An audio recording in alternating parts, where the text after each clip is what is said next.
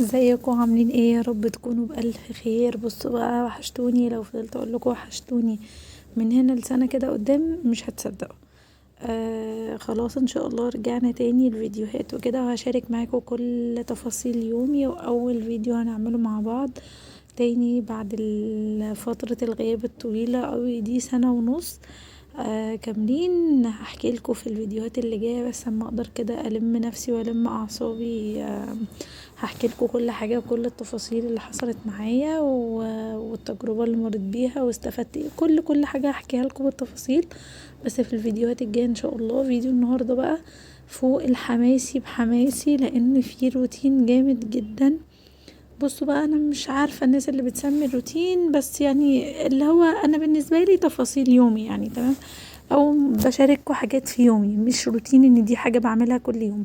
كنت بعمل ايه؟ كنت بفضي التلاجة، وانا رايحه افضيها لقيت فوقيها حاجات البيض اللي هو الكندر ده والحاجات دي، ففضيتها كلها ونضفتها علشان خاطر يعني توصل كهرباء احسن وتبقى افضل وتبقى انضف طبعا. وبعد كده جيت ان انا افضي الفريزر عشان منها حاجتين: اول حاجة ان هي نظافة طبعا، وان تبقى التلاجة نضيفة كده والفريزر نضيف، وتاني حاجة ان هو يبقى مترتب، وكمان ابقى انا عارفة ايه اللي ناقص او ايه اللي مش ناقص قبل ما انزل اجيب مشتريات الشهر. تمام؟ لان انا بقالي فترة طويلة اصلا مش في شقتي وعند ماما وكده، فلسه جاية، فمحتاجة ان انا ايه انضف بقى كل ده، واشوف ايه اللي ناقص وايه اللي مش موجود قبل ما انزل الماركت اجيب الحاجات بتاعتي. فانتوا برضو لازم تعملوا كده قبل ما تنزلوا تجيبوا مشترياتكم، سواء بالاسبوع بالشهر حسب ما بتجيبوها. افرزوا الحاجات اللي عندكم الاول وشوفوا عندكم ايه وما عندكوش ايه، علشان ما تجيبوش حاجة مثلا متكررة او تنسوا حاجة او كذا. كمان اكتبوا، لو مش من محبين الورقة والقلم يعني، ممكن تكتبوا على النوت اللي على الموبايل عادي، هتوفر معاكوا جدا ومش هتنسوها الموبايل معاكوا على طول. كمان بقى قبل ما تيجوا تدخلوا تاخدوا الخطوة دي كده العميقة زي كده، هقول لكم حاجتين انا غلطت فيهم. حاجة عملتها صح وحاجة غلطت فيها، سوري. اول حاجة عملتها صح ان انا خلصت اي اطباق اي مواعين اي حلل، علشان يبقى الحوض والبوتاجاز والدنيا دي فاضية. خصوصا لو انتوا المساحات عندكم في المطبخ مش كبيرة قوي كده زي دي، الحمد لله عملتها صح. لان زي ما وريتكم كده في اول الفيديو، شكل الرخامة كان فظيع وبشع، علشان بمجرد بس ما فضيت من الفريزر عليها. فتخيلوا بقى لو كان في مثلا اي اطباق اي مواعين اي حاجة تانية فوق الحاجات دي، مكنتش هعرف اقف اصلا. دي اول حاجة. تاني حاجة اللي انا غلطت فيها، لما تفضوا الحاجات ما تفضوهاش على الرخامة كده، حطوا مثلا في اطباق بلاستيك او كده، خصوصا لو لحمة مفرومة لحوم كده. لان انا على ما سبت الفريزر يفك شوية عشان اقدر انضفه بسهولة، رجعت لقيت الرخامة غرقانة بقى حاجات من اللحمة، دم ومش عارف ايه وطلع على ورق الحائط، ومبوظة التابلو اللي انا بحطه اللي فيه البنوتة اللي واقفة في المطبخ. بصوا مبوظالي الدنيا. فدي حاجة برضو اتعلموا من اخطائي. كمان بمسح الفريزر او التلاجة او كده بنضفها بايه، وبتنضف بسهولة بالكلوريكس اللي انتوا شفتوه معايا ده في اول الفيديو، وريتهولكوا وعملتلكوا عليه الكاميرا كده قوي عشان تشوفوه، حقيقي خطير.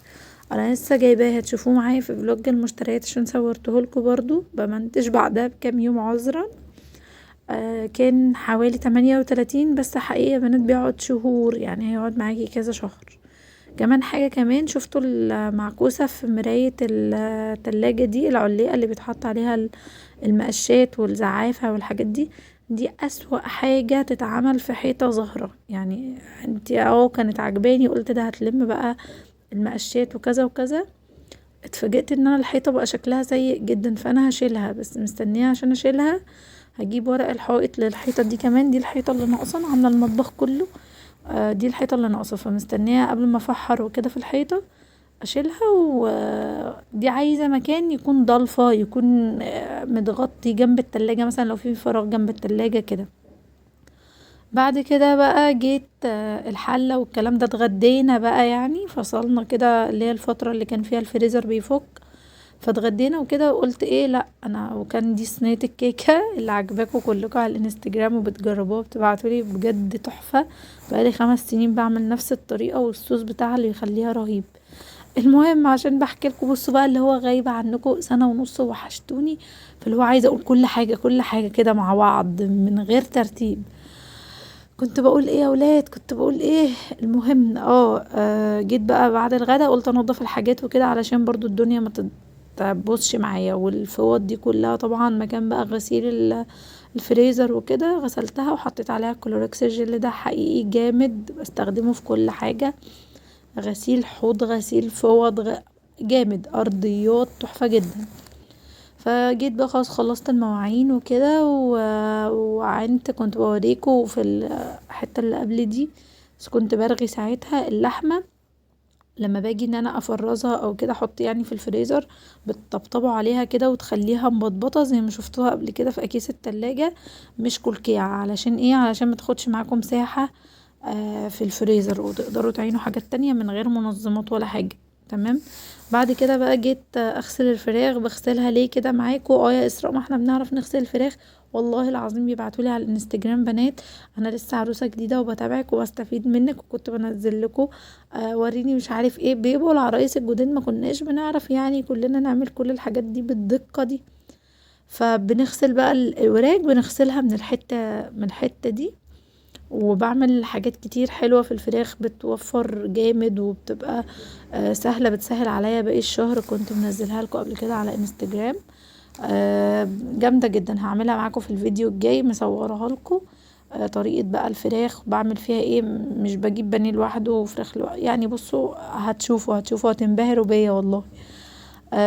وعلى فكرة عشان برضو العرايس الجداد وكده، انا ما كنتش كده اول ما اتجوزت ولا اول ما شلت يعني ان انا مسؤولية ان انا اطبخ وبيتي والكلام ده، وما كنتش بطبخ عند ماما، كنت بنضف بس يعني، كنت واخدة ايه جزء التنظيف بس والشقة والنظافة وكده، لكن جزء الطبيخ ده بعد الجواز. فانتوا ما تقلقوش وما تحسوش ان انتوا مرتبكين ولا كده، ابدا ابدا، كلنا ما اتولدناش يعني متعلمين وشاطرين وواو. المهم بقى يا ولاد خلصت كده الفراخ. انا مش بصور كميات، كل واحد بقى بيجيب الكمية اللي بتكفيه او اللي حسب احتياجاته في بيته، انتوا فردين 3 4 10. انا بصور بس ورك واحد اهوت في الطريقة او 2 فيهم الطريقة بس. ليه يا اسراء مش بتورينا جبتي قد ايه؟ ما جبتش حاجة عملاقة وما جبتش حاجة قليلة، جبت قد احتياجاتي. فعشان برضو كل واحد يجيب قد احتياجاته، ما يقولش ده اسراء جايبه كذا طب ما انا اجيب، او دي جايبه كذا. لا، كل واحد يجيب قد احتياجاته، سواء في اكل في شرب في لحوم في فراخ في خضار، اي حاجه، حتى هدوم، اي حاجه. ما تبصوش ان مثلا ده فلان جايب كذا يبقى انا جايب قليل او انا جايب اكتر منه، لا، هو جايب على قد احتياجاته. بس دي كلمة برضو كده مهمة كنت انا عايزة اقولها لكم، لان حقيقي بشوف ناس كتير بتتضايق وبتلاقي مثلا الناس على انستجرام وهنا وهنا ايه ده الصور بتلمع وبتاع والبيوت لا، على فكرة هما بيوت زيهم زيكم وعادي، هما بس بيوروكوا الصورة اللي هما حابين يوروها لكم بس كده. بعد كده بقى طبعا بعد الفراخ انا كل يوم برضو مش دايما ان انا بغسل بمنظفات وكلوريكس ومش عارف ايه والكلام ده، عشان برضو الستيل وحاجاتي وكده. لكن بعد الفراخ لازم التنظيفة العميقة، فغسلت الحوض كويس بالصابون وكده، وبعد كده هنقعه في كلوريكس، برش الكلوريكس قفلته اهو بالسدادة، وهنقعه فيها كام ساعة بعد اي حاجة فيها زفارة وبس كده. يا رب يكون الفيديو عجبكم، واشوفكم على خير في فيديوهات